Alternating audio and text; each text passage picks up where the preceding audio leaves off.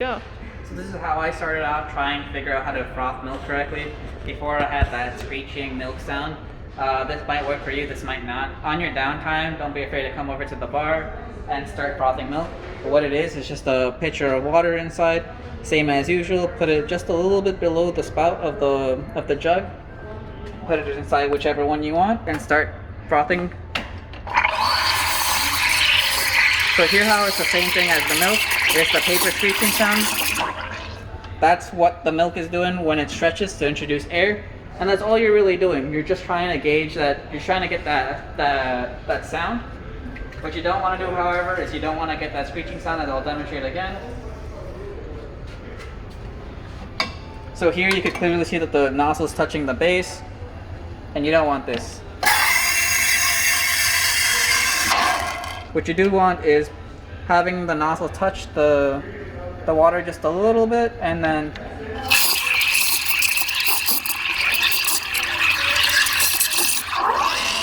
as you just saw, there was a little whirlpool, unlike before it was just boiling. That's exactly what you want to try and do. Now we're going to show you how to do a latte versus a cappuccino.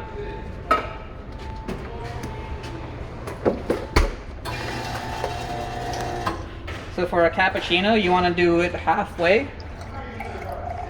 below the nozzle. So this is an appropriate amount. Try and always put this amount of milk so you can make it into a cappuccino. Put the nozzle as directed before and start steaming.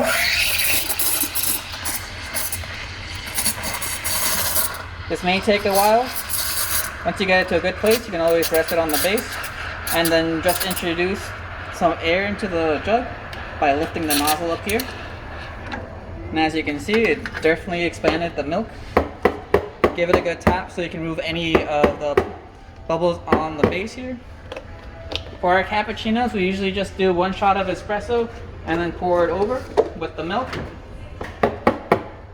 Swirl it a little bit just so that the foam and the milk get incorporated together. So that way you don't pour just the milk, and you can also pour in the foam as well. And that's how you make a cappuccino. Next, we're going to do how to make a latte. So it's going to be quite similar to the cappuccino. The only difference is that I believe lattes are much easier than the cappuccinos. All you got to do is just as before, pour the milk just a little bit before the end of the spout,